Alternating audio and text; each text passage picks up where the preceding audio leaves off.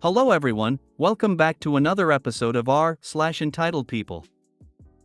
In today's episode, employee screams at guy who turns out to be the CEO of the company, gets fired. Good luck getting into your car in the morning. They stole all his stuff. Before we get started, make sure to subscribe so you will never miss a video. So let's get started. Employee screams at guy who turns out to be the CEO of the company, gets fired. This is actually a story from my mom from a couple of years ago. She works for an energy company in the customer service, taking phone calls, answering questions, and sometimes helping fix simple issues. It had started not too long ago, and she was one of the few first employees, so right from the start she knew pretty much everyone who worked there, including the CEO, who she describes as a very nice, down-to-earth guy who'd always dress pretty casually so he'd blend in with everyone else pretty easily. After a couple of months, they started hiring more people to work, including this one guy who was apparently very entitled and considered himself better than everyone. Mom and a few others didn't like him because he was apparently arrogant, always tried to correct others only to be wrong himself, kept making the same mistakes, ignored many rules on the floor, and had a huge temper and would scream and curse at anyone who said something he didn't like. The screaming would 99.9% of the time be something along the likes of, "Who do you think you are to?" insert whatever someone did or said. Many complained about him, but the manager at the time was too nice or scared or both to actually do something about him. One day he was apparently playing games on his phone who at the same time talking to a customer and telling all kinds of random wrong things when the CEO came to check the floor after a meeting. Seeing this guy, he walked up to him and calmly informed him he wasn't allowed to have his phone out while helping a customer so he could completely focus on said customer for the moment. Cue the guy literally throwing his headset off, jumping to his feet and scream in his face, "And who do you think you are to tell me how to FO my job," along with stomping his foot at each syllable. The boss stood there for a moment, obviously in shock, and the guy, thinking he'd won, smirked all smug before the boss pulled a WEL boss move. "Well, I just so happen to be the CEO of this company," he's screaming back, even copying the foot stomping. The dumb guy lost the smirk and, according to my mom, went from angry bright red to pure white in half a second. The boss that calmly grabbed the headset, which apparently still had the customer who held everything, and apologized for what she heard and just asked her what she needed help with, finished in a minute, and before hanging up once again apologized and told her the other guy was fired so it wouldn't happen again. As soon as he hung up, he just to the other guys he was serious and he'd better gather his stuff. At the end, the annoying employee was gone, the manager got a talk on dealing with bad employees, and someone baked the boss a cake. I like the mental image of the CEO going from shock to immediately getting on the screamer's level. Clearly CEO has had to deal with literal toddlers. This is exactly how you stop tantrums. I love how it also works on adult toddlers. Priceless. This is what everyone who's ever had to deal with an unpleasant coworker has dreamed of witnessing. Good luck getting into your car in the morning. So I live in an apartment in the city and we have our own parking lot, which is great, as there are little to no parking spaces nearby. Up until a year ago, the individual parking spaces were not labeled, so sometimes people would leave just enough space for your car not to fit in between. My next door neighbor, she's in her 40s I think, who is the Karen of this story, would constantly do this, which would drive me, my dad, and most of our neighbors insane. Especially since there was a section of the parking lot where you could fit 2 cars, and 2 sections where you could fit 3. She even hit my car a few times, which I personally never saw, but I did see my car paint on her car. My car is the only car that specific color in the entire parking lot. For some background, I'm 20 and female, and I got my driver's license in January 2022, when I was 18.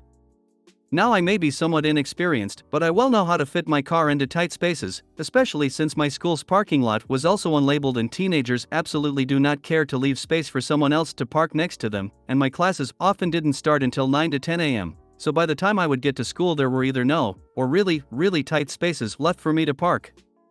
In conclusion, I know how to fit a smallish car into a very tight space. Back to the story. For 10 years that we have lived in that apartment, we've had a problem with Karen and her parking, her dad too. She drives a large SUV, while my dad and I drive a station wagon and a coupe, respectively.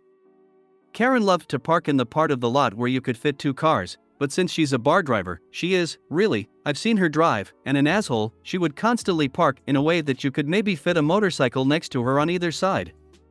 The same was with her dad up until the individual parking spaces were labeled.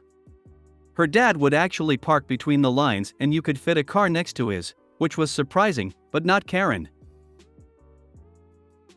She continued to double park, she even parallel parked a few times, taking up 3 parking spaces.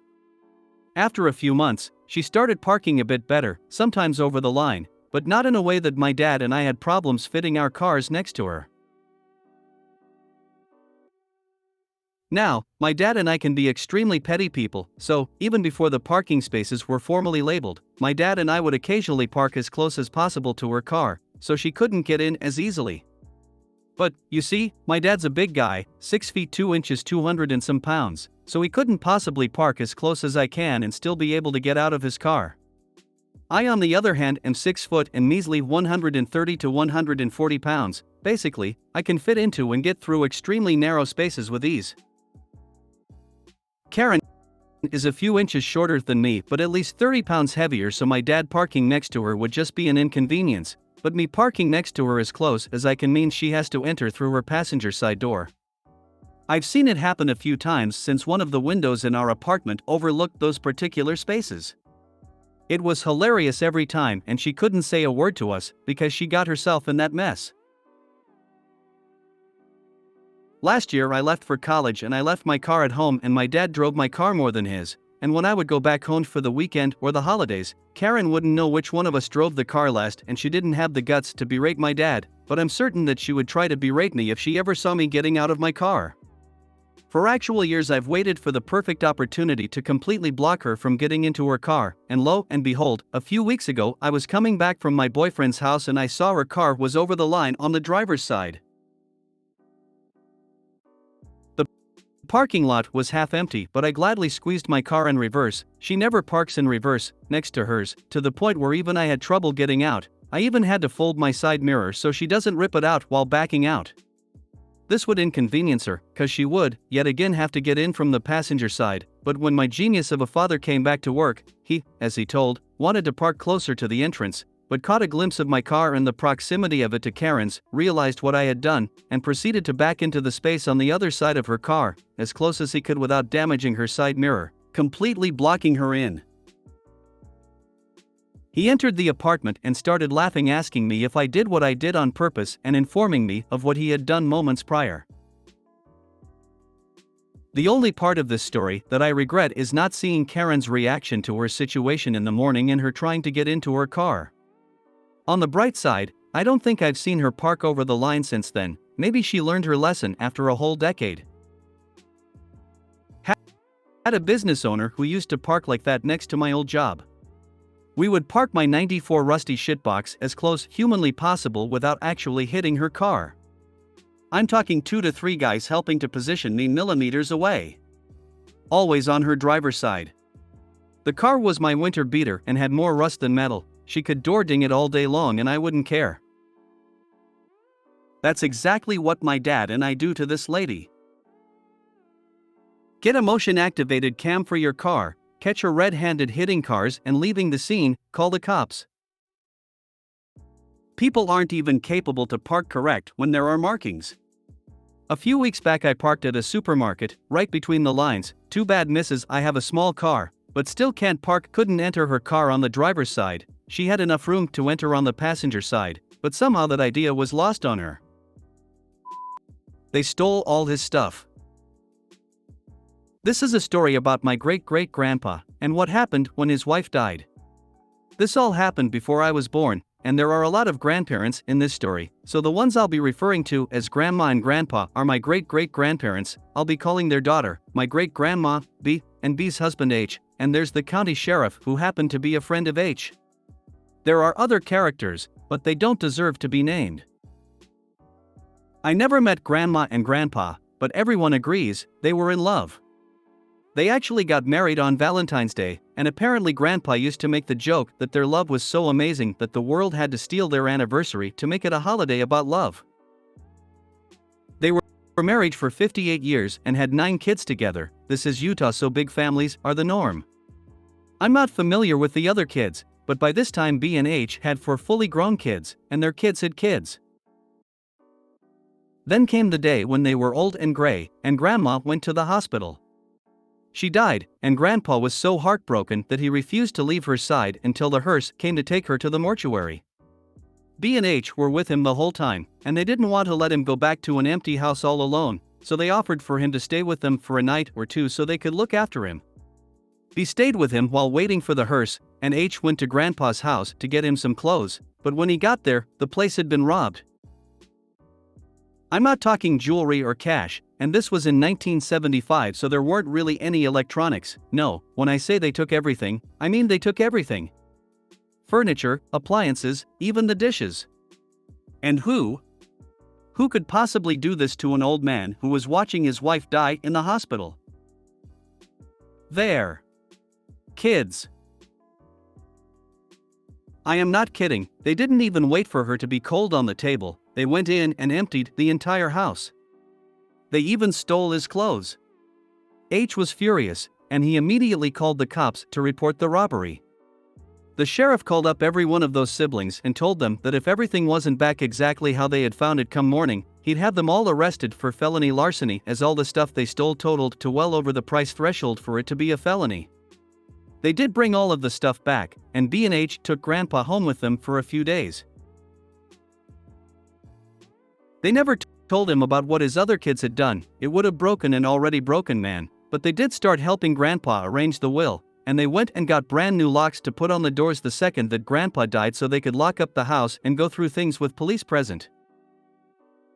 It is one of the most disgusting stories I've ever heard, and I'm honestly ashamed to be related to people like that. Their mother was dying in a hospital, and all they could think about was the payload they'd get out of it. I only hope that if I ever have crotch goblins, none of them would ever do something so despicable. My grandmother passed away, and my mother was named executor of the estate well in advance. After Mum, my grandmother as we called her, was lowered into the ground, my mom drove back to Mum's house mentally and emotionally exhausted. To her surprise, as she approached the house, she saw cars parked all over the property. She went inside to see what was going on, and what she saw pissed her off. Mum's siblings wrote their names on post-it notes and plastered them on everything in the house that they wanted, both for themselves and their kids. Mom went ballistic and threw every one of them out. That was the last day she ever spoke to them. Mom didn't drink too often, but when she received news of one of Mum's brothers or sisters passing away, she would pour herself a glass and enjoy it. I work in a field where we help with a lot of estate planning. The horror stories I could tell. Never die without a will, people. When my Mael died at home, her daughter, who lives in Phoenix, Arizona, wanted her dad to keep Mael at home. She didn't want the morgue to take her yet until she could drive into town, a city in LA, and see her one last time. Many hours later she shows up, goes straight into the parents' room and took the jewelry right off her dead mom and kept it. She did much more than that. Her brother, my husband, and me have cut her off. My poor Raphael kept his wife of over 50 years home. She died about 4 a.m. and wasn't picked up until at least 6 p.m. later that day. My grandma's eldest daughter did that while we were at the wake. They came in and stole a heap of stuff, and when my nan died she asked if her sister left her anything, and being 24 at the time and grieving, I told her that no, my nan didn't leave anything to thieves that steal from their mother's corpse. Apparently no one knew they did that to grandma, and now they have been disowned. Whoops. If you made it to the end of the video, thanks for watching. Don't forget to like, subscribe and share, and we will see you in the next video.